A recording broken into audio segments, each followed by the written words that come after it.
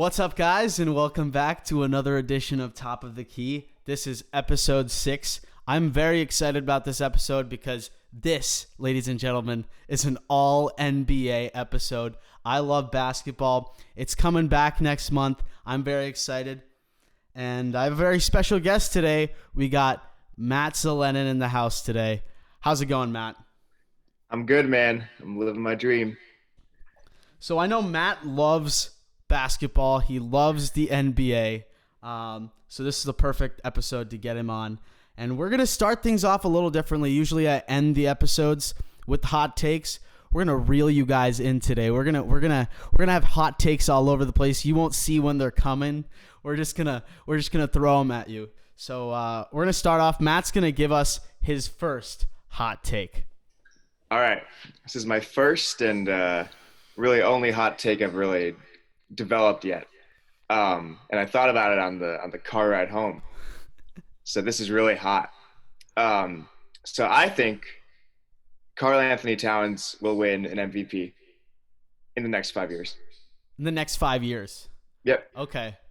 I think he has the talent. It's not boiling. It's definitely hot. I think Cat has the talent to win an MVP. My issue is I don't know where the Timberwolves are going. Like I don't know if they're trending in a positive direction right now. He needs the team around him to be able to win an MVP. They got to be at the top of the West, and that's very tough to do. Yeah, I mean they have a couple. If we're talking a 5-year window, I feel like they have a couple of opportunities to twist things around. So we'll see how he does with D'Angelo Russell and all that. I mean, I know they're close and they'll enjoy playing with each other. But besides that, I mean, the thing about like Cat is that he's playing games, which actually matters if you're trying to be MVP. You have to play a lot of games, and a lot of players are not doing that. Like load balancing is just a huge thing now. So like, you see a guy like Cat who's really talented. And he's kind of an Iron Man at least up until this last season when he had some injuries and there was a car accident and everything. But yeah, he'll play games, and I think he has a really good chance. I think he's a hard worker, and if he can work on his defense a little bit, he'll be a top 3 MVP candidate, like certainly. Do you think Booker goes to the T-Wolves anytime soon? I would love that. I think it's a definite possibility. I guess it could hurt his chances of being in an MVP role like that. But no, I do. I think they're actually planning that, and Devin Booker does not want to be in Phoenix anymore. It's just it's not great. It's really not I mean, Phoenix isn't really going anywhere either as a franchise, but I think if Booker's on the team, the T-Wolves have a better shot at being towards the top of the West, and that'll definitely open the door up for absolutely. For I mean, that's just a fucking offensive beauty of a team. Not very good on defense, really, really some poor defense. Poor. But if they can get some good defenders, in those 2 extra spots in the starting lineup, like that could be a really scary matchup. Definitely. Yeah, I just think there's so much talent in the West right now. It's gonna be tough, but he definitely has the talent. I think stats wise, he can already play at an MVP level. It's just about like leadership and getting the guys around him to make a run and I mean 5 years is a long time. We'll see what happens, but yeah. Before I give my first hot take. I want to give a quick rundown of what the bubble's going to look like in Orlando. Obviously a lot of stuff coming out lately. Like Orlando's got a lot of coronavirus cases coming up. The numbers are rising pretty rapidly. A lot of players are thinking about sitting out. What do you think about that? I mean, Avery Bradley, Trevor Ariza, a couple guys already said they're not going to play. Adrian Wojnarowski said that a lot of players are thinking of sitting out. So I wanted to get your thoughts on that. Yeah, I mean, it obviously makes sense. It's pretty crazy that things are just coming back virus wise and just such a full like a second wave already. It's crazy. But you definitely expect when you have a bubble like this, you expect players to want to sit out and protect their families and everything.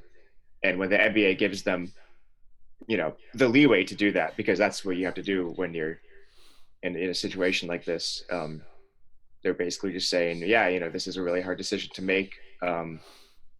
Not just for the NBA and the owners, but the players as well. So if you don't want to play, that's all right.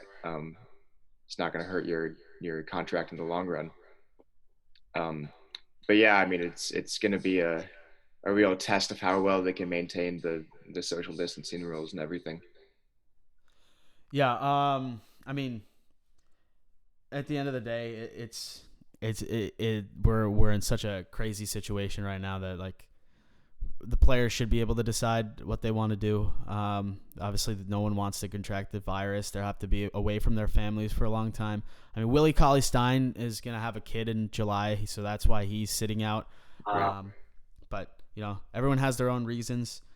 But I do you think it's going to affect the outcome of the playoffs, like, at all? Do you think significant star-level players are going to start to sit? Oh, I mean, we're already seeing. I mean, talk about so. I don't know. I don't know. I think Lou Williams is on the fence. He hasn't officially said yet, but I mean, we're talking about a guy like Avery Bradley, who's really important to us. Just really just a defensive minded, um, strong guard, and they need those positions right there. Love Alex Caruso, but got to spread the minutes a little bit elsewhere. Well, they might sign J.R. Smith, though. Yeah, no, they definitely might, and that'd be fun. Could definitely see maybe we'll see a repeat of the 2018 NBA Finals Game One. J.R. Smith's trying to pull some social distancing, running away from the basket. But yeah, I mean, it's gonna be we're gonna see some stars probably either sitting out involuntarily or sorry voluntarily or maybe even involuntarily. If they end up contracting the virus, it's really a solid chance that at least one of these guys on a championship contender team is gonna be exposed. Um, so we just have to be ready, and the NBA has to be ready for what to do when something like that happens. Yeah, and I mean, I don't really have a problem with some of these players sitting out, but at the end of the day, like, I'm just happy basketball's gonna be back. Whoever plays, and it's gonna be fun either way. But talking about the season coming back, how do you feel about the return format? 22 teams back in the bubble. 9 teams from the East, 13 teams from the West. How do you like the format? 8 regular season games, maybe play-in tournament. What do you think? I think they did a good job. I think that having 4 extra teams from the West really shows the absolute discrepancy we have in terms of conference matchups. And it's really crazy. I mean, look at a team like the Pelicans, probably be around middle of the pack in the East, honestly, especially if they could, get things going like they were in the last kind of third of the season. But yeah, I think they did a great job. I think it'll be some interesting kind of experiments that maybe they'll even bring back in future seasons. Play-in tournaments always been something Adam Silver's been talking about, or just a tournament in the middle of the season. Yeah. And that could really go somewhere. It could. I think that's a perfect kind of situation for them to try stuff out and try this out. I'm interested to see how that'll work. Like, if it's gonna be like a single elimination tournament or whatever they do. But it'll be fun. But yeah, like, let's start actually getting into the meat of the season, what we think about each of these teams. But first, let me give you my first hot take. And I'm a little biased here, but I got Jason Tatum will become the face of the league in the next 5 years. Not even MVP. Couldn't He'll stop there. he's gonna be the best player in the world. You The think he's next gonna be LeBron. he's gonna be the new logo? Yes. He's gonna take over. Um, I mean, yeah, he's really good. Um, and I have no doubt that he'll get better. He'll definitely be an MVP candidate, possibly even as soon as next year, if he keeps taking up steps like he does. It's been really crazy to just watch him play, and you can see his mentality. He's just he's just got that killer instinct, um, and he's got a crazy shot. Um, Face of the league, yeah, why not? Yeah, I mean, the way I look at it is, yeah. I mean, the look, he's incredibly talented. The way I look at it is, you've got. I mean, once LeBron retires, you've still got Giannis. Giannis is going to be older though. He's going to be closer to 30 when I think guys like Tatum, Luka Doncic, Zion are really going to hit their prime. But I think it's really between those three guys and maybe Ja Morant as well. But look, Jason Tatum kind of he went through a sophomore slump last year. He didn't start the season great. He wasn't the best player on the team. He came out of nowhere in like February and just started putting together like 30, 40-point games back to back to back. Really made it known that the Celtics are his team. Myself as a Celtics fan and a lot of other Celtics fans were waiting for that moment because we knew he was the best player on the team. We just needed him to know that. And he finally kind of took over the reins from Kemba Walker, from Kyrie from last year, and just said, kind of put his foot down and said, I'm the best player on the team. And he's only going to get better. I think he's got the pieces around him for his team to be successful every single year. And at the end of the day, when we're looking at who's the best player in the league, we look at championships, we look at MVPs. I think he's going to be in that MVP race consistently in the next few years. And the Celtics are built to win already.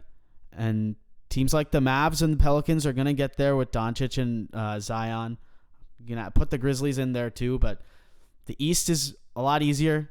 The Celtics have already Celtics have a great front office. They're going to put the pieces around him consistently. So I just think Jason Tatum not only has the talent to do it, he's also just in the right place. He's got everything around him. So, but yeah, I think I'm not. That's not a definite, but I definitely could see him as the face of the league. I'll take it. Yeah, you guys have a great front office, and yeah, just a great team. It would be great to see uh, Gordon Hayward, really come back to life. I've really been hoping for that for a while, and he kind of has for a little bit. You see stretches of him, playing like he used to. Um, but he's a really good piece for you guys. Obviously, you guys have all these amazing pieces, um, and Jason Tatum can be the star player on a championship team, certainly. Yeah. And I just think he's one of those guys who could just take over a game and make big shots at the end of the game. So that's the type of guy you need. You need a superstar, and he's going to be one. But let's move on to the actual season. What we think is going to play out. So first of all, there's going to be the play-in tournaments after the 8 regular season games to figure out who the 7 and 8 seeds are going to be. So in the East, it's pretty much down to the Nets, Magic, and the Wizards. Who out of those 3 teams, which team do you think is left out?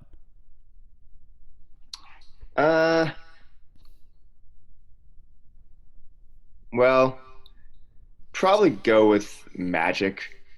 Um, just, I mean, they got a lot of good guys. They're still young too.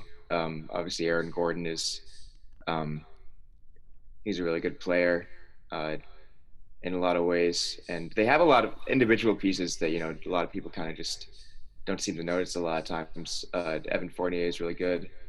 Obviously Vucevic, who's an all-star, Vucevic, yeah. really good player, and he'll he'll get you a triple double on some nights. It's like some people haven't even heard of him. Um, but I don't see them making a push over the Nets, maybe. But Grizzlies definitely, when you have that player like John Morant and you have all these pieces, I think the Grizzlies are actually just uh, an amazing team. The Grizzlies are in the West, Matt. Wait, okay, what? Pelican? Wait, what's the Wizards, Wizards. Wizards? Oh my God, that's what I meant. Not what I meant, but what I was thinking. Yeah, yeah. I was thinking about my hot take. That's my fault. No, But you're good. also, You're good. also maybe that's my hot take that the Grizzlies should be in the East. I think Tennessee is quite a bit, Yeah, quite a it bit is on the definitely, eastern side of the United States. definitely, yeah. But yeah, going back to the Wizards. Wizards have Bradley Beal, who's actually just fucking amazing, and he was just showing off in the last like half of the season. He was putting up 30, 40, 50-point games, and I think when John Wall comes back, they're going to be really scary. But even now, they have a lot of pieces, um, and they'll definitely be in the playoffs consistently. Yeah, I think if the season played out as it without the break with coronavirus, the Wizards would have missed the playoffs. But with this format, with a play-in tournament, I think it's perfect for the Wizards to just kind of spoil the party and make a run, because this is like the perfect situation for Bradley Beal to just have like a couple 50-point games and go off. And I agree with you that I think the Magic are going to be on the outside looking in. I think looking at the Nets, you got guys like Dinwiddie, Joe Harris, Jared Allen. They play well together. Those guys have been on the team for a couple years now, so they know how to play with each other. So even without Kyrie and KD, they're still going to be a pretty solid team in the Eastern Conference. I think next year they're going to be unbelievable. Much to my chagrin, I hate both of those guys, but I think they're still going to be in the playoffs this year. The Magic, they play well together, but they just don't have the firepower that the Wizards have with Bradley Beal. I think, and look, John Wall possibly could come back. Is that a possibility? I'm not sure exactly. I'm pretty sure he's not going to. From what I remember, he's going to just sit out. But yeah, even with him out, I think the Wizards are going to be on top there. I think Nets and Magic could be a toss up, definitely. You could say the Magic have been playing together for a while as well, and they have home court. This is true. This is true. not really, but yeah, they'll be a little bit more comfy. Who knows? I mean, it really doesn't make a difference, but Of course not. They'll have more crowd support when I guess like just in general from the city. I don't know, but they'll hear fans shouting from miles away. Or maybe their family members will be able to come more easily. yeah. That's assuming that they make it to the I guess the conference finals, which isn't going to happen. But if it did, Yeah, I mean, who knows? we'll see. But like, I mean, they're gonna start allowing family members to come later on. So I mean, not saying the Magic will get that far at all, but Yeah. But if they did, if they went on a little magical run and Vucevic had like a couple 2020 games. DJ Augustine. Markelle Fultz has his breakout. Has a couple breakout games and really shows the world why he was picked number one. That'll be beautiful. And Mo Bamba. Yeah. Yeah. He'll put up a couple 10 blockers.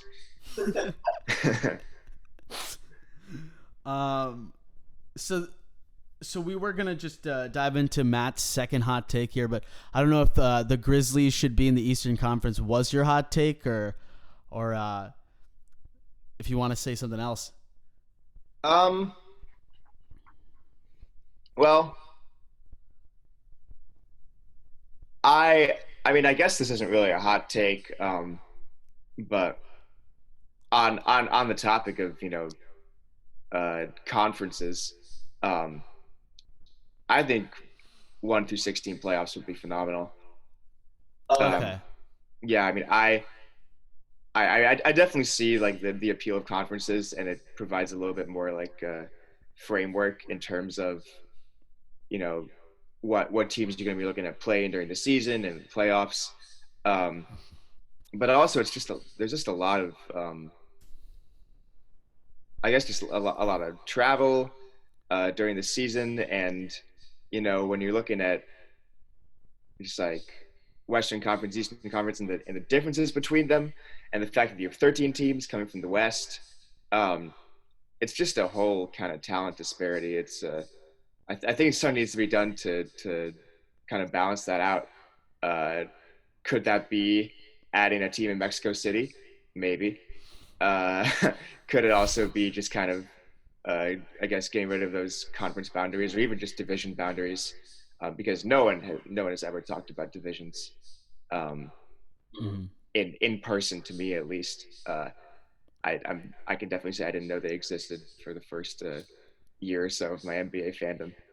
Uh, Yeah, I mean, I didn't. I think I knew that there were divisions. I didn't know who was in each of the for like divisions, how though. that matters, yeah. Yeah. They play in their divisions more than in other opponents, in their conference and even against the other conference. But It's bogus. I mean, look, I, I definitely understand where you're coming from. I disagree just because I agree there is a talent disparity from the East and the West. There's a lot better teams in the West, so maybe you could move a couple, like swap a couple teams. I don't know, but just the way I look at it is, if you're reseeding for the playoffs, there there definitely are some entrenched rivalries in the Eastern Conference and then the Western Conference. Just like to give you an example, as a Celtics fan, I fucking hate the Sixers so much. There's not a team I dislike more. Like the Celtics Sixers rivalry is big. And like there are a lot of those rivalries within each conference. If you look at watching the Jordan doc, we could see the Pistons Bulls rivalry in the late 80s and 90s was big. Um, just like there are so many rivalries in there, and I would hate for a situation where like the Lakers and the Celtics met in the second round of the playoffs, because those two teams wouldn't. They need to meet in the NBA Finals. Like that's the way that rivalry is set up, and um, I don't know. I agree that there is a talent disparity. I don't think reseeding 1 through 16 is the right way to go about it. yeah, that's definitely a fair point. I'm just interested to see where things will go, just because I feel like the All Star game, used to be a big conference versus conference thing, and now it's just kind of like uh, plucking players. LeBron and Giannis choose the players they want, basically just a kind of glorified recruiting session. Um, and I'm not sure if that's going to continue as a trend, um, or if that's just going to be an all-star game kind of thing, or maybe they're just experimenting, trying to figure stuff out. But only time will tell, kind of what happens. Uh, I mean, I can say as a Pacers fan, and I think anyone in the Eastern Conference is gonna be, if you have a good team in the Eastern Conference, you'll support having the Eastern Conference the way it is. I mean, Celtics will always Yeah. be up there. Pacers will always be, around that 4 or 5 seed. Maybe if we're really lucky, we'll get a 2 seed one day. Uh, but yeah, If you're yeah, I think healthy. that's kind of how things go. If you guys are healthy and Oladipo's back, then yeah. But you guys have definitely have struggled staying healthy and getting like a really big star to come out and play. But Although, moving on to the did you hear? Paul George is saying that he was going to get Anthony Davis on the Pacers, and the Pacers said no.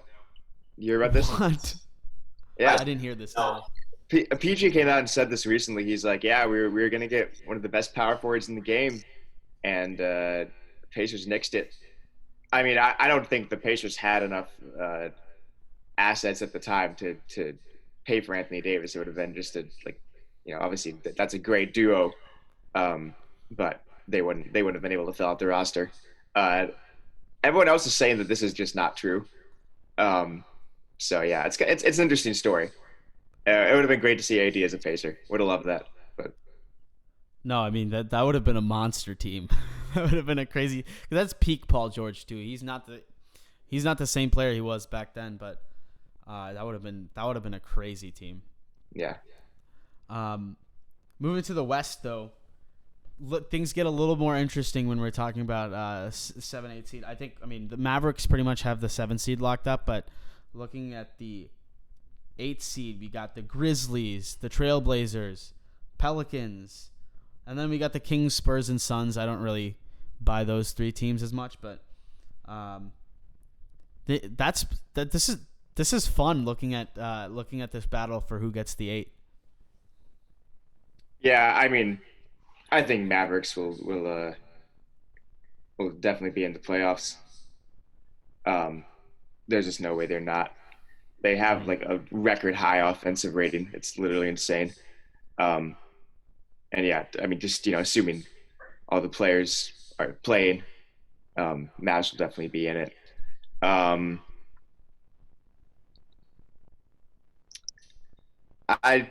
guessing after that, it's hard. I mean, Grizzlies are really good. Like I can go on my Grizzlies rant now because we're on that half of the United States. They have just these amazing pieces. Obviously, Ja is great, just crazy finisher. Jaren Jackson probably win Defensive Player of the Year at some point. Brandon Clark, just like great shooter. And they just have a really cool team, and I think it'd be really cool. I would really love to see them play the Lakers in the first round matchup. I think that'd be really fun. Yeah, no, I would definitely like to see that matchup. I think the Mavericks are like 8 games ahead of the Grizzlies, so it's like not even they're technically not in yet, but they're pretty much in. I think Luka and Porzingis might be one of the I don't know. I can't think that too far back in NBA history, but that could be like the best white duo in the league ever. Oh yeah. It's got to be, right? I think so. Unless we're just missing something ridiculous. But I can't think of any other two just European dudes just coming in and balling out. You got the classic duo of Stockton and Hornacek. Everyone talks about the classic duo. Yeah. Karl Malone was just overrated on that team. He was like a third option. Didn't deliver on Sundays. I'm gonna take a different route than the Grizzlies though. I'm going with the Pelicans. I think the Grizzlies are great. You said it, like Jaren Jackson and Ja Morant are both. That's a crazy combo. Both young. They're only gonna get better. Ja Morant looked unbelievable this year, and he was only a rookie. Like it's gonna be crazy to see how things play out with them. The Blazers, I'm a little skeptical of right now, just because they're great. Dame obviously has the experience. McCollum's great too. That's a great duo. Nurkic could probably be coming back. That could be interesting to see. But I just think the Pelicans are just ready. I think Zion's gonna come out and ball out. I think he's hungry for it. He didn't really play most of the season. Came out in January. Started putting together some incredible performances as a rookie. I think he's gonna come out with some rest and just absolutely ball out. You got Brandon Ingram, Lonzo's getting better. I think this Pelicans team is ready for a run. Yeah, absolutely. Talk about faces of the league. Zion, showing out from the start. Everyone says he's a great dude. Just seems really likable, and I could definitely see him going toe to toe for that spot with Luka and Giannis and Jason Tatum. Who knows? But yeah, he's amazing, and as long as his body holds up, he'll be phenomenal. I love Lonzo Ball, big fan. Ever since LeVar exited the picture, just love seeing Lonzo play. I mean, uh, amazing court vision, just cool guy. Honestly, I think I think Lonzo's pretty funny. Um, like I know he had like a diss track or whatever against Kuzma or something. Oh yeah. He's got a good sense of humor. So I like him. I like the Pelicans. Definitely with you on that. And I think either them or the Grizzlies. Lonzo is the second best player in his family. That is true. Yeah. Well, what about Ladicky? Dicky Ball. Never forget about him. Yeah. Yeah. I mean, speaking of LaMelo, definitely like the only thing to look forward to in this draft class coming up. Oh yeah.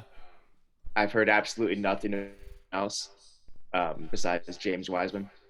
Yeah, James. That's the only other guy I've heard of. But yeah, LaMelo's really the big prospect. He's gonna be fun to see how he develops. Could go to the Warriors. Who knows? Yeah, probably. Yeah, I mean, I think he might be one of the first players to be an owner of a basketball team before being a player in the NBA. I don't think that's ever happened before. So see how that affects his just life. I don't know. His path to the NBA might be the weirdest path I've ever seen. Really strange, but you love to see it. You love to see guys taking these business initiatives early on. Yeah. Yeah, so you're picking Grizzlies. I'm going Pelicans. Blazers is still in there. I think they're gonna fight for it. I'm completely disregarding the Kings, the Spurs, and the Suns. How about you? Oh, that sounds great to me. Yeah. Suns. We talked about Booker. He's great. But they don't have any of the other pieces that Grizzlies and the Pelicans do. Yeah. I mean, shout out to the splash volcano Aaron Baines. We all love him, but we love him. Yeah, love him. But yeah, it's just not going to compare with some of the other guys. Spurs, it's not going to happen. They're just kind of old.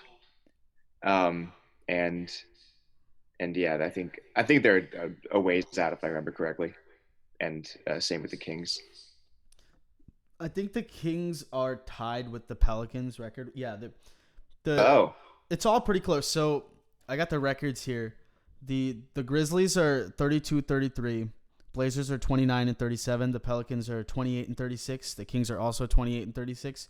The Spurs are 27-36, and the Suns are 26-39. So it is closer than people realize, but when the season ended in March, it got suspended in March, the Pelicans, Blazers, and Grizzlies were all kind of on a hot streak. They were all playing well. Can't really say the same for the Kings, Spurs, and the Suns. They're kind of all over the place a little bit.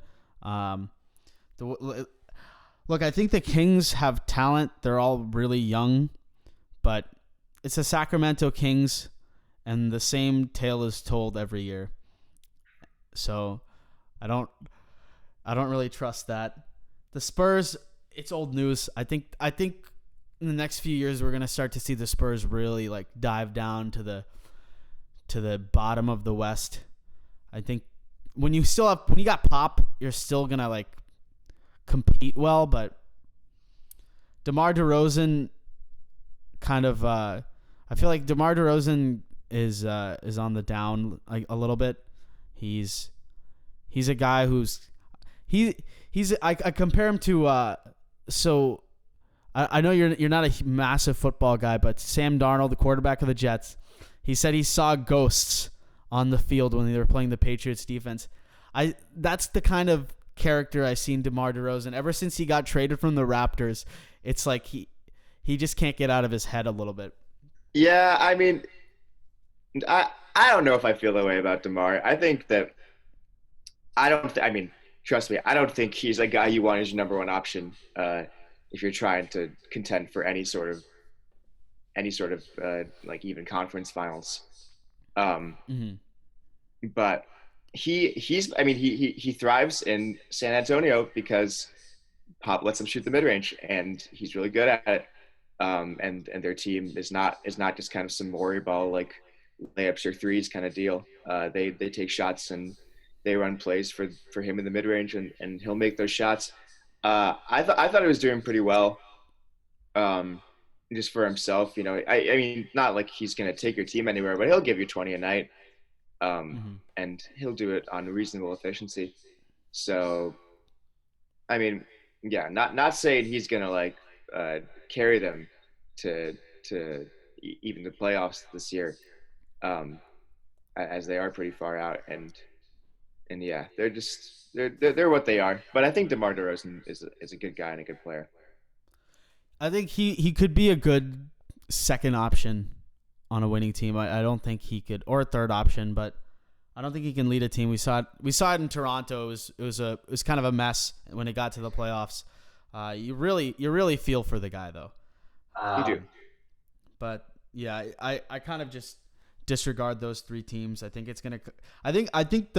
the race between the Grizzlies, Blazers, and Pelicans is gonna be really fun to watch. Like in those 8 regular season games, that's what I'm looking for. And in that playing tournament, it's gonna be fun. Yeah, there's no like BS. Like you're playing against a good team every night, or you're playing against the Suns. But it's gonna be a real ride fest, and we're gonna see they're gonna be grinding, probably giving it all. I don't know. Well, you mentioned the Suns, and I don't think they're gonna really do anything, but. You could have like a Devin Booker like 50, 60 point game here in like once in that span. It could really I don't know, spice things up a little bit. Yeah, definitely. It could be fun to watch, but that does move me into my second hot take. You won't agree with me at all. This is a pretty nuts take. But I was looking at like potential upsets in the playoffs. For like the first round, didn't really see too many, but I'm going Mavs over Clippers in round 1. Dude, I don't know if Luka can move. Have we seen him move? He might just be big, dude. I feel like he's a first team gained weight over quarantine right now. No, he's probably number 1. Yeah. He's like completely. What's your basis? Sorry, what were you saying? Like, why are you taking Mavs? I don't know. I just look. It's a hot take. I get it. It's a hot take. This take is very dependent upon Luka's health. It's like if Luka does come back and he's completely out of shape, like his agent says, yeah, it's a terrible take. But if Luka can play like Luka, I don't know, man. Like we haven't seen what playoff Luka can look like. So he could make things interesting. We obviously don't know if Lou Williams is gonna play. That obviously changes things up. Kawhi's gonna be Kawhi in the playoffs. He's the Terminator, but Paul George, you never know. He's pretty. Paul George to me is a little inconsistent. He doesn't always put up a great performance. But look, I think I think people are overhyping the Clippers. I don't love the Clippers will win the championship take. Yeah, I'm with you there. I mean, I think if we're talking a battle of LA, Lakers are going to end up on top, even without uh, an important guy like Avery Bradley. I still feel like LeBron and AD is just a better duo than Kawhi and PG. Like a tier above, and even then, the players around them are probably about equal caliber. I actually don't mind this take so much because I don't. I mean, we'll just have to see how Kawhi and PG are able to warm up over the course of 8 games. Um, Obviously, they've gotten a lot of rest, which is good for him. But you know, Kawhi's at his best when he's able to rest throughout a full season and kind of gain his momentum up until the playoffs. And he won't be able to get that here. And PG, like you said, is kind of always just a wild card. So if Luka really comes through, um, could definitely be if Porzingis is able to show out and really muscle some guys around, um, could be it'll definitely be an exciting first round matchup, no matter what. Yeah, I think it comes down to whether Luka can just make a lot of shots. The Clippers have length; they can play good defense. So the Mavs are an offensive powerhouse. That is their game. So it's really a battle between the Mavs offense and the Clippers defense, and so it comes down to can Luka hit shots because at the end of the day the Clippers are going to play good D, and you need a guy who can just hit shots. So it comes down to Luka playing well if he can be in shape. Porzingis obviously has to have a great showing, but it's a hot take for a reason. It's a little bit of a stretch, but I definitely think they can push it to like six games at least, maybe 7. But yeah, Mavs over Clippers. That might be my hottest take. My next one is up there though. Okay, But glad to have some suspense. we're gonna have some suspense. We're gonna play the long game here. But that was we just talked about who would get the last couple of seeds in the playoffs. I want to move towards the actual playoffs though. When there are just 16 teams, what teams are really real contenders for the chip? Let's talk Eastern Conference. The teams that I think actually have a legitimate shot. We got Bucks, Raptors, Celtics. Sixers are in. Sixers, Heat, and Pacers I'm going to put at a secondary tier, but they're up there as well. How do you see the Eastern Conference playing out? Well, don't want to give away too much of my third hot take here, but Okay. I'll just talk individually on some of the teams. Everyone knows the Bucks are amazing, and they are probably the front runners here to make it out of the East. But yeah, well, they're pretty much a told story already. We know their guys. Chris Middleton's awesome. Um, got Brook Lopez. I am a big Brook Lopez fan. Love watching him. He hasn't been as hot from 3 this year, but I was really upset when the Lakers gave him up a couple of years ago because I think that if they would have saved him for when LeBron came around, he'd be a perfect 5 to play with LeBron. Oh, he's like one of the best rim protectors in the league too. Like we talk about how he was shooting threes all over the place last year. That's great, but the thing is, did he win Defensive Player of the Year once? Was that him or? I'm not sure, but yeah, He was an all-star he was once. putting up crazy block numbers. Definitely, Yeah. he was an absolute monster, just like around the rim, and yeah, he spaced the floor too. So he's just a really valuable asset. And yeah, great player. I think looking at the Bucks though, I think if they want to be successful in the playoffs, because we saw last year the Raptors were able to stop Giannis. They just clouded the paint, got big with guys like Ibaka, Gasol.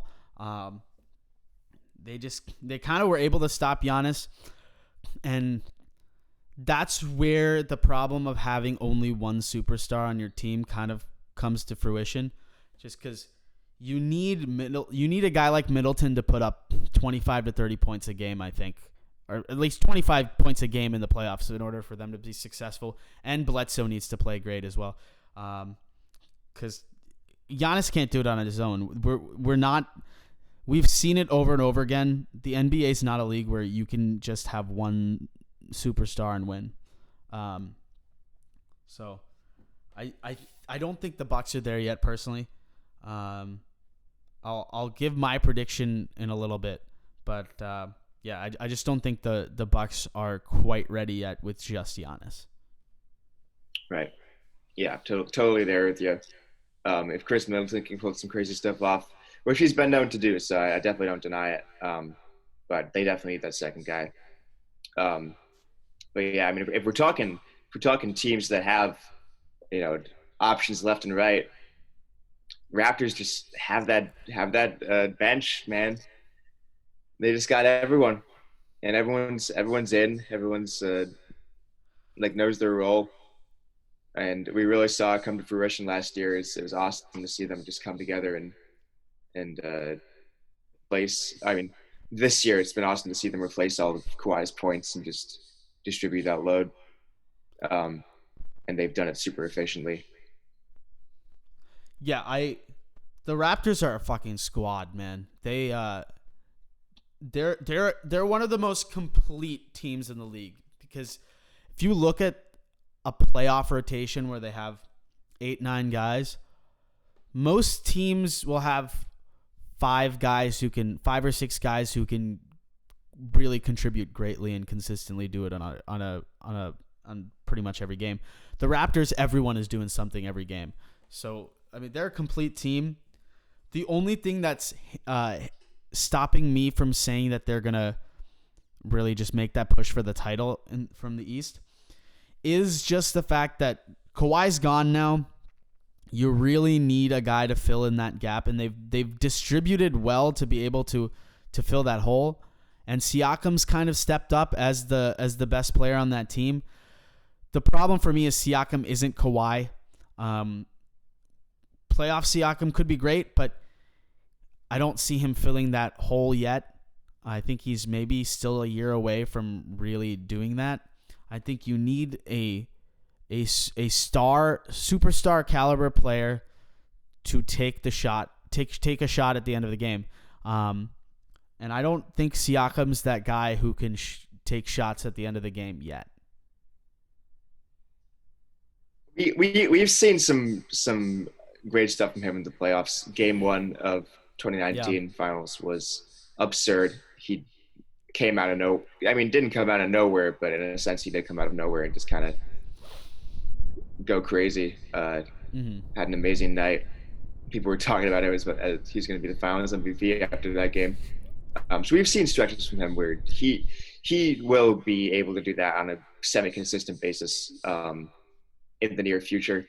I would definitely. I think if the season had gone normally, I think he'd be in a position to do that now. But just because things have been kind of just like put stationary for so many months, maybe it'll take another year or two for that to really settle in. But he's really special. And you can't discount guys like Kyle Lowry is one of the most underrated players in the league. He's so good. He's so good. He's so good. Fred VanVleet, Gasol's there. Ibaka's still there. You got size. Defensively, they're gonna be great. Offensively, they're pretty good too. They're very well rounded. And people are sleeping on them going into the playoffs. But so they'll be fun to watch. I just think that my Boston Celtics just have so much firepower, and nobody is going to be able to stop them on their path to the finals. Well, I mean, you're not wrong. They're pretty damn good. I think they match up well against. I think they match up well against the Raptors. Honestly, the Bucks, it's pretty close. I think you guys will have a hard time guarding Giannis's length. Yeah. but that's always how it's been. And I think it's pretty close. I mean, obviously, you guys have a lot of other options, so it'll be a uh, great matchup for sure if that's what it comes down to. Yeah, I just think from an we definitely have a harder time guarding Giannis than the Raptors do. We're not as big. I think we started doing small ball before the Rockets did. But the thing is, our guys can play defense. Jaylen Brown is a great two-way player. Jason Tatum is a great two-way player. You got Marcus Smart. And these are great defensive players. But Giannis is another beast. It's going to be tough to guard him. I just think you have so many options on offense. If one guy's if Jaylen Brown's having an off night, Kemba Walker will show up. If Kemba's having an off night, maybe Gordon Hayward will have a great game that day. It's just the fact that these guys don't have as much pressure on them to play amazing every single game because another guy can pick up the slack. So if they're firing on all cylinders, I just don't see anyone who can stop them. Yep, totally with you there. Yeah. There, you guys have a lot of firepower, and if everything's going right, you guys are making it out of the East. But there's a lot of teams you can say that for, So Of course. it would just be a matter of who's on and who's off, and who's ready to dive for loose balls after sitting on their ass for 2 months. No, very true. Very true. And Marcus Smart's the type of guy who will be able to do that. Exactly. Um, You got that dog. There was a point in the regular season, though, when the Bucks were absolutely dominating, and they lost to the Heat. And the way they lost to the Heat, people were like, oh, maybe the Heat can actually stop them. What do you see from this Heat team? I'm just gonna give you my hot take. I can't wait anymore. You're getting me too excited. Go for it. So what I see from this Heat team, is a team that on paper is not as good as the Bucks, Raptors, or Celtics. Um, you know, those guys just have those amazing stars, and Jimmy Butler's amazing, but he doesn't put up those same numbers. And the team itself is, I guess, just a little bit more uncoordinated. You have guys like Kendrick Nunn and Tyler Hero who are really good players. It just feels like they have a less cohesive kind of structure as a team. They kind of just default to whoever's making shots. Yeah. But the thing about the Heat is they have a drive, man, and Jimmy Butler's their leader. He's got that dog in him. He's going to be diving for everything. He's going to play he's going to play his bestie. He's just going to be on it. He's going to get everyone else on it. And he's got a lot of willpower in that team. So I think Eastern Conference Finals going to be Raptors Heat. Wow. Yep. Okay. All right. Yep. I think it'll be a good matchup. I think Raptors end up coming out of it because I think they'll match up against the Heat pretty well. But yeah, that's my hot take. I think the Heat just got that dog in him. Okay. I like the Heat. I think you said it perfectly with the drive of the Heat. Jimmy Butler as your leader, that's gonna be the identity of a team. He's the type of guy who's gonna die for everything, play the hardest defense he can. He's a workhorse, and that's what we're gonna see from this team. Bam Adebayo might have been the best player on my fantasy team. This guy's a monster. He's crazy, man. He's so good. And he's so young too. He broke out on the scene this year. He's super young. This is a very young team too. So next few years, this team could start to really contest for the East. Yeah, I think he might have a shot at All NBA. Oh, okay. Wow, I think this year, if I'm not just missing anyone, obviously Jokic and Embiid are probably above him, but after that, I mean, yeah, there's not many people ahead of him. Yeah, He's amazing passer, just great mind for the game, cool name, all really important stuff when you're looking at players, and he matches just all of those criteria and stuff you're looking for from a center these days. Yeah, absolutely.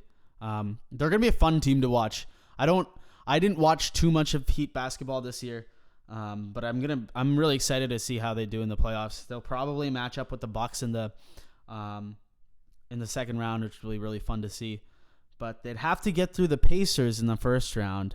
And I want you to tell me how you think your Pacers are gonna do. I mean, I think they'll put up a fight. They always put up a fight. That's the great thing about the Pacers. It doesn't matter if they're gonna. I mean, you saw them get swept by the Cavs in 2018. Um, even though it was not close, um, those games were really entertaining. They were fun to watch, and um, if anything, it's just gonna make some Pacers fans happy to see uh, their team going up against some of these well-oiled like powerhouses. Mm-hmm. Um, I think the Pacers can definitely be that in the next couple of years. I just think that Oladipo is still kind of finding his groove. I'm sure he hasn't found it anymore, being in quarantine, and I think the Pacers' identity is slowly kind of carving itself out. Uh, they need to make a decision about Turner or Sabonis. I don't think both of them can be playing together on the same team. But I think once they find that identity, they'll be really strong. But it'll be fun to watch them always. Oh yeah, I think you gotta get rid of Turner at that point. Sabonis is playing great. Yeah, Miles Turner as a prospect looked so good for a while, but he just hasn't been able to put it together the way that Sabonis has. that's true. I mean, yeah, certainly totally agree with you. I'm just a huge Miles Turner fan.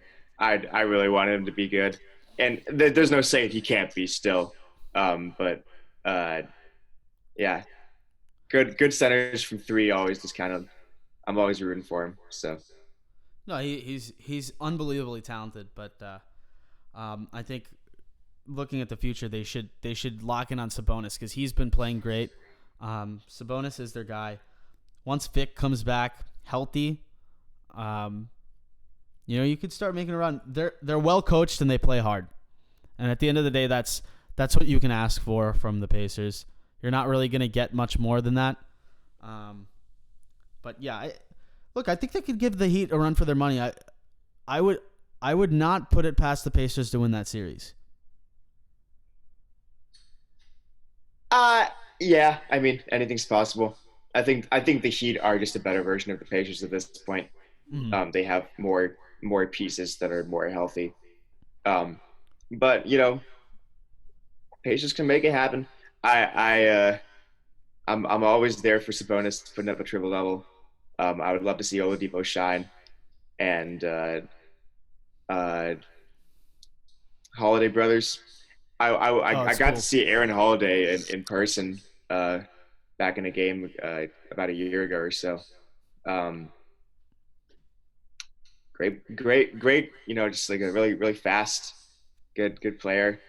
I think he's a good prospect. I think just all of those Holiday guys, um, it's really awesome kind of genetics and really good players. I think they just have a lot of pieces, and Pacers will be at the very least scary for a lot of teams. I definitely agree. And what I meant when I said that was more so if the Pacers are playing like a Celtics, Raptors, or Bucks, I would kind of say I wouldn't really give them a chance, but I do give them a chance to come out of that series. Sure. But talking about my least favorite team here, the 76ers came into the season with so much promise.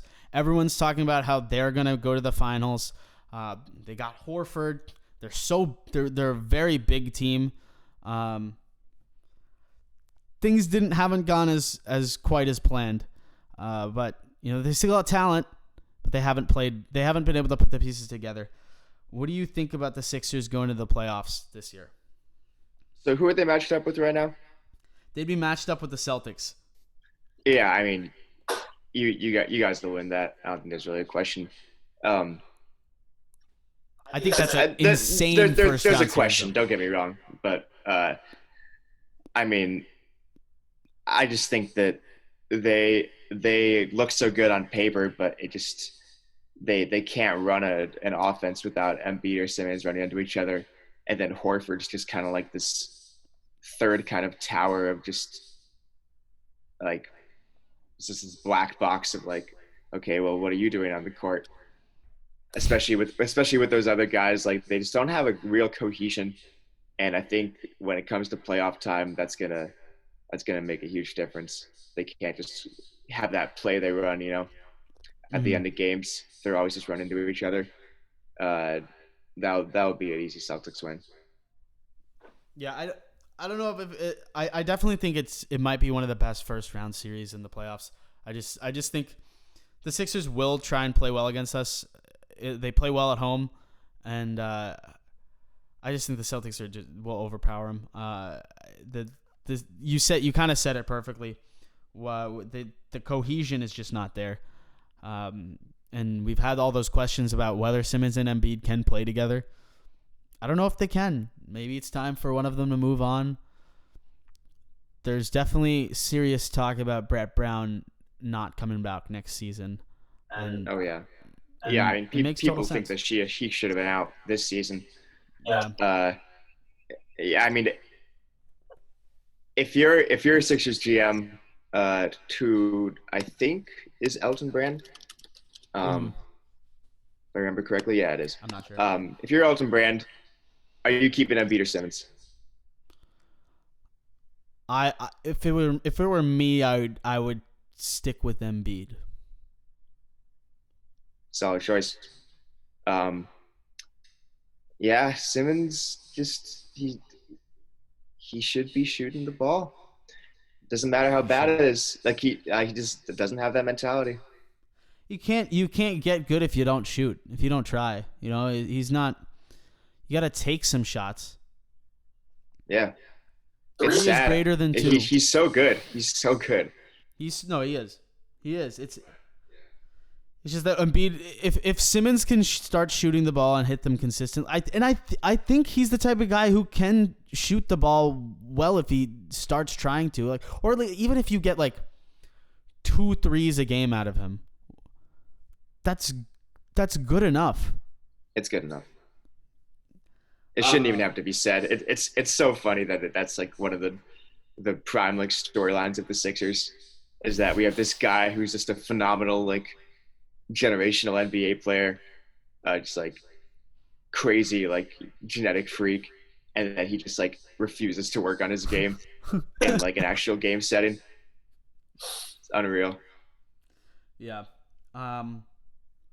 But before we move on to the West, you had Raptors Heat in your Eastern Conference Finals, with the Raptors going to the NBA Finals. I have got Bucks Celtics. So the other two teams in the top four, and I got the Celtics coming on top of the Bucks, and the Celtics going to the NBA Finals. A little biased, but very practical analysis from myself. Oh, I respect it. Yeah. Moving on to the West, I think the contenders here are definitely the Lakers, Clippers, Nuggets, Jazz, Thunder, Rockets. I gave one of my hot takes last week, so I have a different hot take this week. But I already said a couple weeks ago on my podcast that I think the Rockets are going to the NBA Finals. But we'll get to that later. Well, I'm serious. I'm very serious about this. I But know. That's what's when crazy. when you look at the Western Conference, which teams do you really think are the real contenders? I mean, the Lakers are really good, and LeBron just I think he's gonna have kind of a killer mentality this year. Mhm. We saw it in 2012 when after they just got shafted in the 2011 by the Mavericks, he was just out there. He was going to win. He was going to do what it took. Saw it again in 2016 when they were down 3-1. I feel like it's just it happens every 4 years. It's time for another LeBron. Just buckle down. He's gonna just even if he's not scoring as much, he's just going to be on another level of seeing the floor and distributing the ball, and he's gonna give you at least 25 a night. With 7 rebounds, 7 assists. Yeah. There's no way around it, and there's no way you're going to stop that. And if you try to stop it too much, then AD will give you 30, 35 a night. Yeah, the Lakers are still on top. Like they're still probably the best team in the West. LeBron.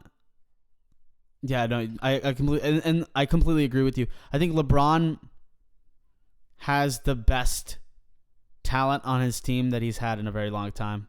The Heat are the only team, like the early 2010 Heat, are the only team that really compares to that. But you got Anthony Davis, you got Dwight Howard on the bench. This team is you've got a lot of depth on this team, with guys who can play. If Kuzma can start figuring it out, that's another layer to the team there. But that would be phenomenal. Yeah, no, that would be. I mean, there's a reason they traded everyone away except Kuzma out of their young guys.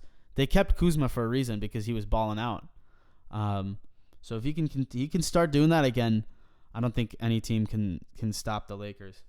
But LeBron and AD is just an incredible duo. It's the best duo in the league. I had questions about it at first, but it is definitely it's a top 2 duo for me, with James Harden and Russell Westbrook being the other. Yeah, I mean, they're really good. They are really good. Russell Westbrook has been really good after not being so good for a while. Yes. Yeah. He kind of, after that MVP season, he kind of regressed a little bit for a couple of years. And that's really because he had no one on his team. He never really had a shot. So like I don't really blame him that much, but he's rejuvenated on the Rockets. He's playing a lot better.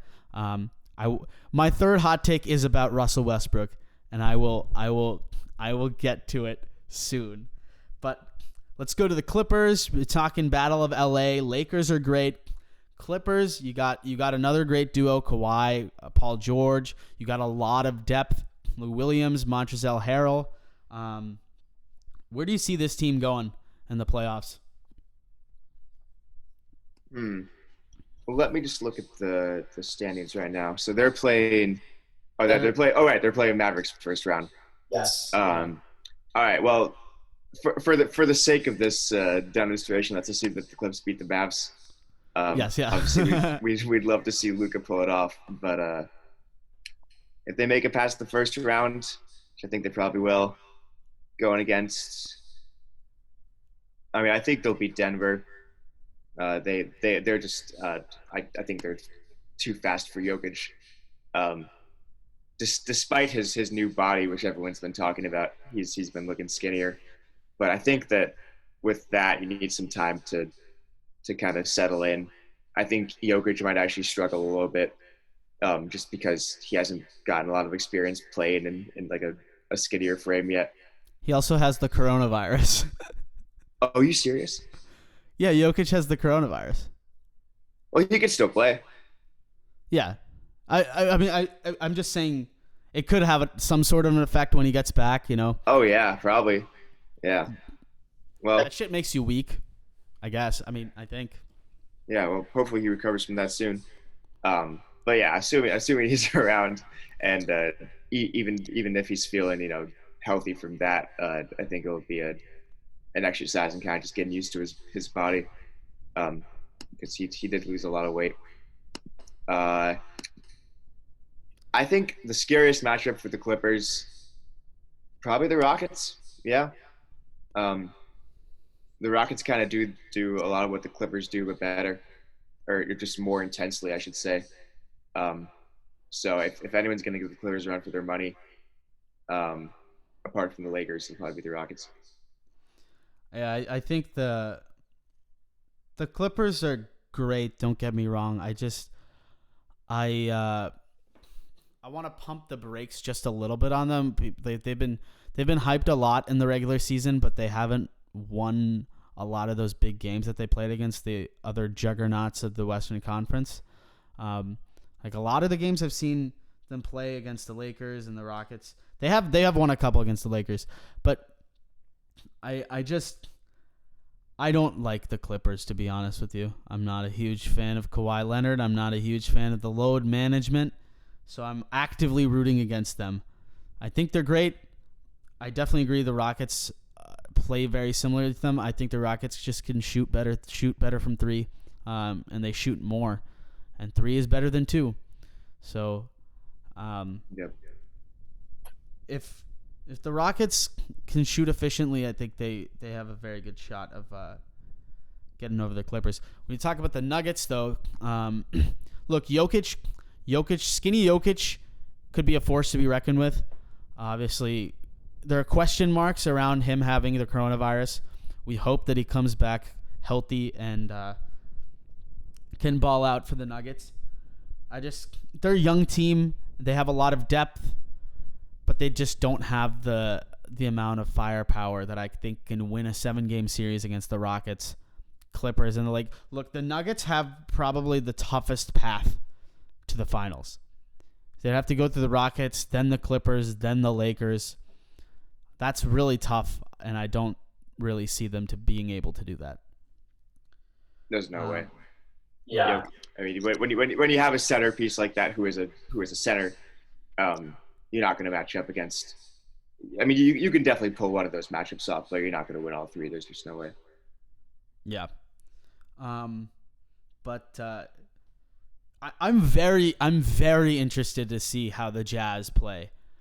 That's a team where like I have no idea, because they've had some great stretches in the regular season and they've had some not so great stretches. So very talented team, but it's gonna be fun to watch them play.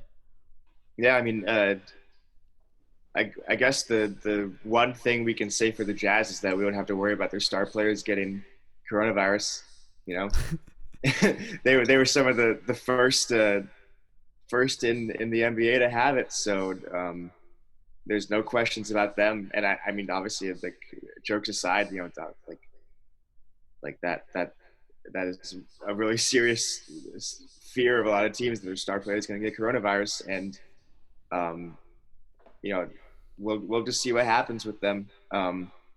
I don't really see them matching up against a lot of these other playoff teams very well,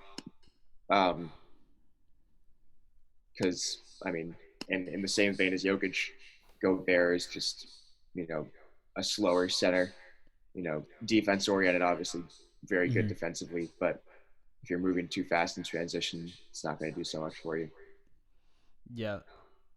Do you think? What do you think about the relationship between Mitchell and Gobert right now? Do you think it could play a role in how the team does? Yeah, I mean, absolutely. If it's not great, then they're probably not going to play very well. And if it is okay, then that doesn't mean they're going to play well. I have no idea how Mitchell and Gobert feel right now towards each other. But I mean, everything's kind of up in the air at this point. And the duo of Mitchell and Gobert is one of them. I know Gobert has a big extension coming up. And I don't know if the Jazz are going to be willing to keep him. I'm guessing they won't, because I think they have to pay him like $40 million a year or something ridiculous. So, I mean, if there's any sort of tension with Mitchell, he will easily be the first one out. Yeah. Yeah. It's crazy to watch. They kind of just, that relationship just deteriorated overnight with the coronavirus. That was the most absurd thing.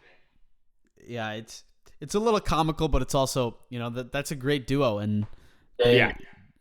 they both do their jobs really well. Mitchell is the number one scoring option for that team, and you need the ball in his hands at the end of the game. And Gobert is maybe the best defensive player in the league.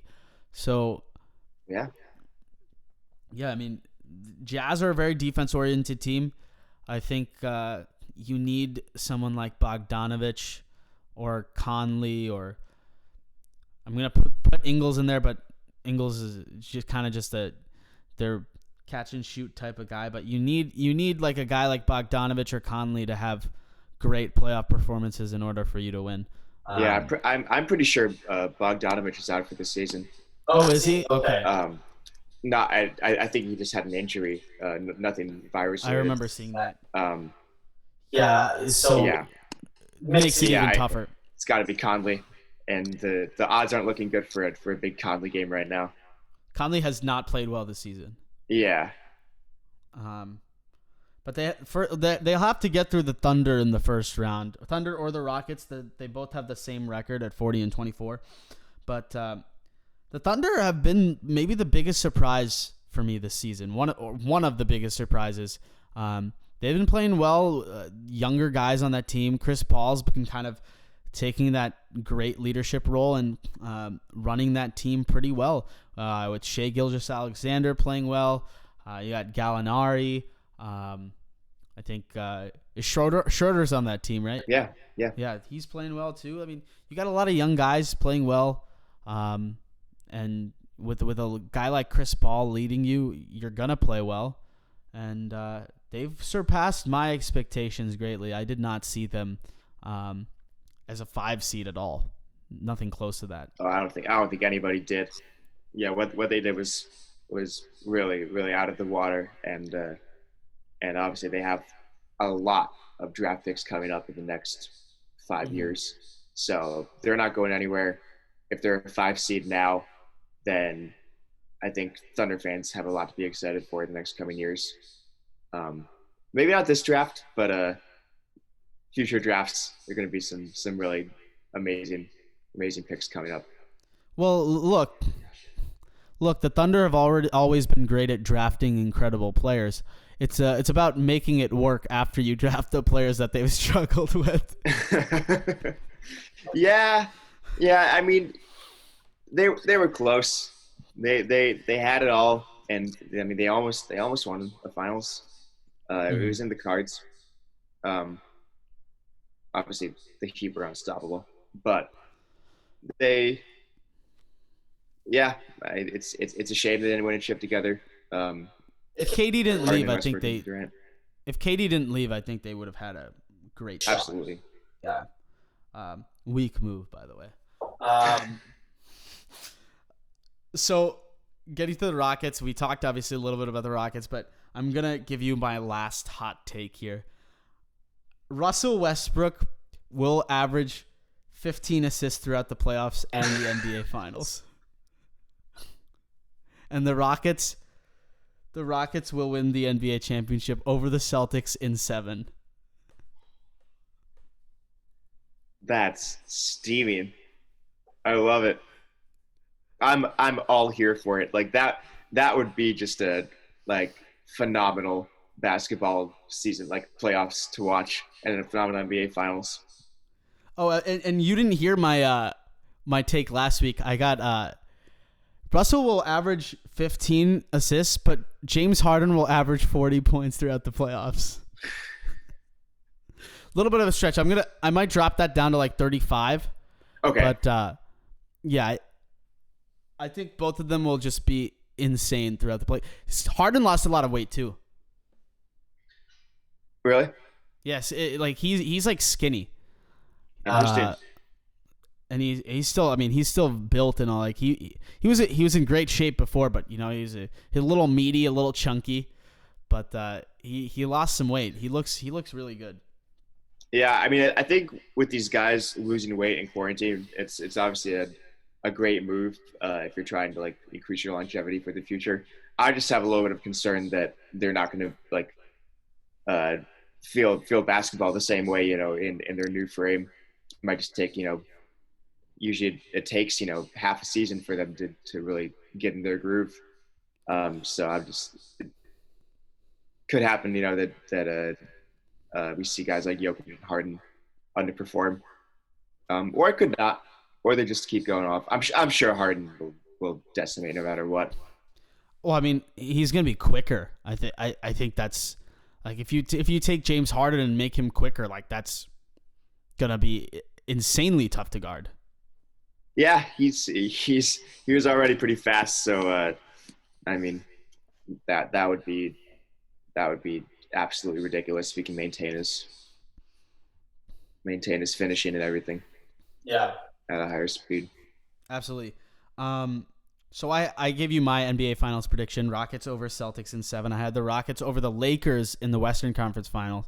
I want you to give me your West Finals and then your NBA Finals prediction. I might honestly go with you on Lakers Rockets. I'm with you there. I think it would either be Lakers Rockets or Lakers Clippers. Mm-hmm. Either way, I see the Lakers pulling out. Yeah. I think honestly the Rockets have a better chance of beating them than the Clippers do. I remember Rockets had that crazy win over them when they just started pulling the small ball stuff, and everyone was like, "Oh, this is really working." Like they beat the Lakers. That's crazy. So I think the Rockets have a sneakier chance of beating the Lakers, but I think Lakers will take it to the West, and or take it through the West, and I think they'll beat the Raptors in the finals. There you got it. Matt has the Lakers over the Raptors in how many games? How many games? I'll give it 5. 5. Okay, that's what I was thinking too. If it was that series, I'd be going 5 as well. Exactly. But yeah, I went Rockets over Celtics, 7 games.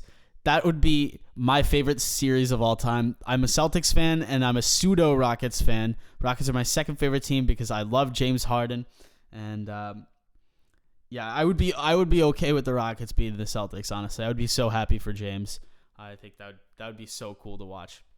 That would be such an amazing way to see this whole season come to a close. Obviously, it's been up in the air so much, but if it can end with some of my 2 favorite players in the league getting a ring, that would be so cool. No, that would be awesome. But we're gonna get to the best part of the show. We're almost out of time. We have got the power rankings right now, guys. So Matt's gonna help us read out some of these power rankings. This is gonna be a lot of fun. I want you to start off with number 10. Oh, I have to pull up this outline, don't I? Oh yeah. Get your I'll get the cue outline cards out. out. I've been freeballing it. I've just been following your lead. Get the cue cards out, Matt. All right. I'm here. All right. Loving this. Phenomenal. All right. So at number 10, we have the Cleveland Cavaliers. And the one word we describe about them? Sad. They are, Matt. They are sad. They are sad. I can't imagine Andre Drummond is not crying himself to sleep every night. He's also probably very happy that he does not have to come back this season. That's true. But once things start going again, I don't think Cleveland is the place you want to be. I feel like Cleveland has just kind of become that place where these players that no one's really sure where they can go right now, like team-wise, are just kind of ending up. I'm not saying. I mean, I think Kevin Love would be an amazing piece for a lot of teams, but he signed the contract there, But like Drummond and Tristan Thompson, you're like, okay, these guys were like really amazing to watch, even 3 or 4 years ago. They had a lot of potential, but now they're just in Cleveland, and it's like, you're in Cleveland. Yeah. Yeah. It's a tough place to be. Yeah. Yeah, the Cavs are one of the luckiest franchises I've ever seen. Draft one guy, and that is you have secured your economy for the next 10 years. But the other outside of that, they've just horrible front office. Number 9, I gotta go with one of my basketball heroes. So a few weeks ago, I had Dennis Rodman on my power rankings, and he's my number 1 player on my best NBA players of all time list out on my top 5. Dennis Rodman's number 1. The next guy I'm going to give out is number 2. I'm going to kind of slowly roll these out over the next few weeks, but number 2 and number 9 on the power rankings this week. But my pick for second best player of all time is Meta World Peace, Ron Artest. I think he just plays the game the right way. Just a hustler, man. Which one? Are you picking Ron Artest or Meta World Peace? Meta World Peace. It's Meta World Peace. That's bold. I mean, I have no problem with you picking both of them. I think Ron Artest was a different beast. Same animal. But same animal. Yeah. But Meta World Peace is an icon because he wants world peace, man. Yeah, you got to respect his love for peace. He really that when he went into the stands and punched a fan. And the Malice in the Palace, but that was Ron Artest, I believe. That was Ron Artest. That's true. Yeah. Okay. Yeah, I see what you're saying. He repented for his sins.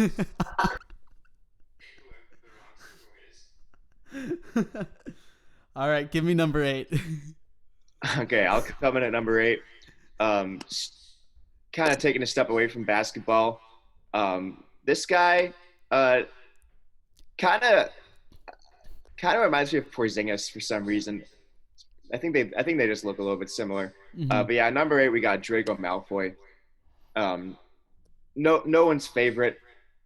Even if you are a Slytherin, but he's a reliable character, and he makes a big splash in the series.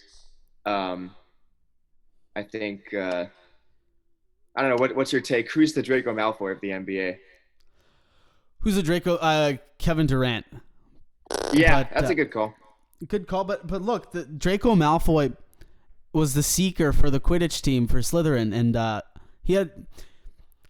I think he had some success in that. He couldn't beat Harry Potter. He was always in Harry Potter's shadow. Just like people talk about LeBron is always in Jordan's shadow. Draco Malfoy was always in Harry Potter's shadow, and it's a tough place to be, but he did have some success as a seeker on that Quidditch team. Yeah, I mean, we can all agree that a Quidditch team of Draco and Harry would have just been unstoppable. Would have been a crazy combo. I don't know about the chemistry. They might have had some issues, like a Gobert Mitchell type of situation there. You never know. Number 7, we got Matt Z. Thanks for coming on the show. We really appreciate having you here, and just want to thank you for coming out. Appreciate it, man.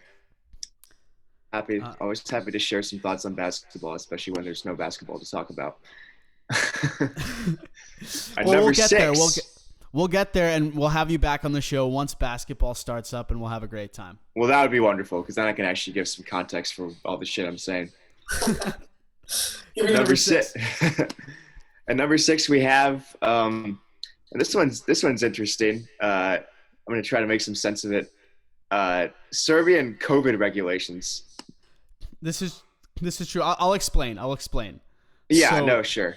So this past week, Nikola Jokic comes down with the coronavirus, and Serbian tennis player, world number 1 tennis player, Novak Djokovic, also gets the coronavirus, and he got it because he was pretty much being an idiot. And he organized a bunch of charity matches and then started partying after with a bunch of people, and that's how he got it. Jokic, there's a picture of him and Jokic together over the last week, and then both of them come out with the coronavirus. So clearly, the regulations aren't that great in Serbia. So, it's a tough place to be right now. Yep. Definitely wouldn't put him higher than 6. It'd be just too high. Yeah, we kind of all had. There was a moment where obviously Djokovic expressed his disdain for vaccines. I mean, we all remember it. It's not like it didn't happen. Definitely happened, and now he's got coronavirus. So I guess maybe it's a good thing there hasn't been a vaccine developed yet. Because I don't know if he's off that take yet, though. I mean, I'm sure he like said something to kind of validate his point. He's like, yeah, well, if there were a vaccine, I would consider it. But he said he wasn't interested in that. So just the way stuff happens, it's funny sometimes. It is, what goes around comes around. But number 5, we got coach ejections. One of my favorite things about the NBA is when a coach gets a technical foul, he mouths off to the ref, and he gets ejected. It even happened in the Celebrity All-Star game this year when Stephen A. Smith was the coach, and he got a technical. He didn't get ejected, but he got a technical. If he had gotten ejected, that would have been one of the greatest moments of my life. No, definitely. No, that technical was very satisfying, and in the NBA as a whole, it's really satisfying to see one of the guys in his suit just get fired up, especially when it's Doc Rivers. Oh yeah. you just love to see it, and when Austin Rivers is waving his dad bye. Yeah. That was phenomenal. That was something else, man. But yeah, gotta love coach ejections. Give me number 4. Number 4, the real true number 4, Kenny the Jet Smith, the real hero of inside the NBA. Obviously we think of all of the guys when we think of inside the NBA, but Chuck and Shaq are just quite a bit louder, so they make their personage a little bit more out there. And Kenny's just a behind the scenes. He just handles the conversation in a way that it's less moderator than Ernie, just more kind of providing a third face. So it's not just a one-way, argument or two-way argument between Shaq and Chuck. He's got a lot of soul, and you gotta love the guy. And he has a ring. He does. Houston Rockets legend. He's got good analysis though. He's a great guy. Love watching him. That's a great show overall. But number 3 is Nicolas Cage. I'm contractually obligated to include Nicolas Cage in the power rankings every so often. So it has nothing to do with basketball, nothing to do with sports. I just have to put him there, or I'll lose the show. So Nicolas Cage at number 3. You know Nicolas Cage's new role, right? His upcoming role. No, what is it? He's playing Joe Exotic in a Tiger King TV miniseries. To be honest, I don't think there is more of a perfect role for Nicolas Cage. Right? It's gonna be phenomenal. I'm sure he'll play a phenomenal Maldonado Passage. It's gonna be something. It's gonna be great. Give me number 2. Number 2, I gotta give it back to you, man. Cy, the Beard 2.0. Thanks for having me, man. I appreciate it. It was hard, seeing everyone leave Bloomington when coronavirus happened, and I've been missing you, man. I'm missing everyone. Yeah, man, miss you too. Miss all the boys. And I'm really happy to have you on here on the show and giving your basketball takes. And letting all the fans see who you are, letting all the fans see Matt Z for the first time. So we're very happy to have you on. Number one, and this is it's with a lot of emotions that I give out number one here. Vince Carter just officially retired today or yesterday. He just officially retired after 22 seasons in the NBA. We want to thank Vince for everything he's done and for all the memories he's created, all the dunks, all the crazy moments. Thank you, Vince Carter. Unreal guy, unreal player. No one would have saw it coming that would have been the guy that played 22 seasons. Yeah. 10 years ago, you wouldn't have believed it. But he's a prime example of someone who understood the direction their body took them and was able to carve their way into just being a meaningful player in the NBA for such a long time. It's incredible what he did, and he's just one of the greatest to ever do it. We love Vince. Thank you so much for everything you've done, Vince Carter. So that was the top 10 of the power rankings. I always love to give a couple outside of the top 10 that didn't make it. We got number 1,987 is Pol Pot, the Cambodian dictator. Not a great guy, Matt. Not a huge fan personally. Yeah, he's not the guy you don't want the ball in his hands in the last seconds of an NBA Finals, because he's not really a basketball player. Yeah, you really you don't want it in his hands. He'll probably just chuck it at someone in the audience and cause a fatality. And he'd probably just get people to chuck millions of basketballs at everyone. It's just really not likable. Not a likable guy. But he is ahead of our guy who's at 1,988. He's one step ahead of, you guessed it, it's J.R. Smith. Thank you, everyone. I just want to tell everyone before we leave to like the video, subscribe to my channel, turn on notifications. Leave me a comment. Leave me all the hate mail you want. I want to know how much you hate me and your exact thoughts on how I'm doing, and give me all the feedback you want. I always love to hear what people have to say. But again, I want to thank Matt for coming on the show. It's been a pleasure having you on, man. And yeah, ladies and gentlemen, that was Top of the Key, episode 6. Tune back in next week for episode 7, and have a great night.